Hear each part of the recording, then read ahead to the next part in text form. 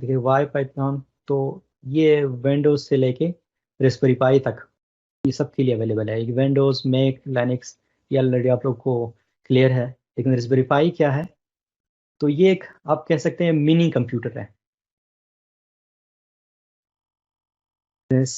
एक इसकी खूबसूरती ये है कि इसका जो लैंग्वेज, जो सिंटैक्स है, तो वो बहुत खूबसूरत है। यानी आप इंग्लिश लैंग्वेज के करीब ही बात कर रहे होते हो। यानी हमने एक बात की थी लैंग्वेजेस की, तो जो लो लेवल लैंग्वेज है वो 0 और 1 में है, ठीक है। जो असेंबली लैंग्वेज है वो उससे थोड़ा सा आसान है लेकिन मुश्किल है। जो इंटरमीडिएट, जो हाई लेवल लैंग्वेजेस, सी, सी प्लस प्लस ऑलरेडी आप लोगों ने देखा होगा। लेकिन पाइथन वो इंग्लिश के करीब है। लेकिन ये जो पाइथन है इन टर्म ऑफ साइंटैक्स, साइंटैक्स जो है ना वो क्या है, बहुत ज़्यादा इजी है निस्बतन सी प्लस प्लस उसके। मिसाल के तौर पर आप प्रिंट करना चाह रहे हो तो आप सिंपली कह दो प्रिंट ये चीज़,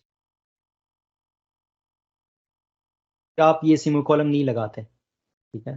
तो बहुत से काम ऐसे हैं, यानी आपको इन चीज़ों की फिक्र नहीं होती कि मैंने सेमीकोलन लगा लिया कि नहीं। वेरिएबल आप डिफाइन करते हो तो let's see, C plus plus में आप क्या कहते हैं, एंट ये, राइट, इंटीजर और ये वेरिएबल, इसमें आप टाइप नहीं यानी इधर आप टाइप बताओगे कि वेरिएबल का टाइप क्या है। पाइथन में आप टाइप नहीं बताते।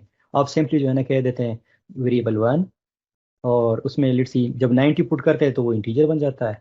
जब आप उसमें फ्लोट वैल्यू को पुट करते हैं तो वो फ्लोट बन जाता है। तो मैं कहने का मेरा मतलब ये है कि सिंटैक्स इसका बहुत ज़्यादा इजी है, और आप जो है ना बाकी लैंग्वेजेस के निस्बत बहुत कम लाइंस आप कोड में वो काम कर सकते हैं। जो तीसरी खूबसूरती इसकी, ये ओपन सोर्स है। तो ओपन सोर्स चीज़ें आपको आसानी से मिल जाती है।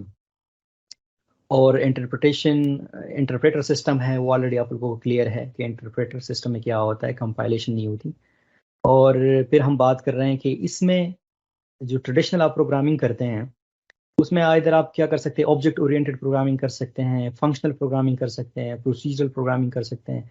तो इसमें आप कोई भी कर सकते हैं। आप यानी जिस तरह से आप पास्कल है, पास्कल बहुत पुरानी लैंग्वेज है, इसमें आप फंक्शनल प्रोग्रामिंग करते हैं, ठीक है।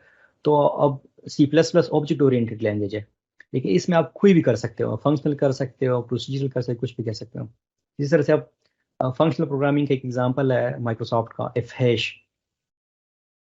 तो अगर आपको फंक्शनल प्रोग्रामिंग करनी पड़ती थी तो आप एफ हैश में जाते, राइट। अब आपको उस फिर जाने की जरूरत ही नहीं है, सारी चीज़ें पाइथन में हो जाती है।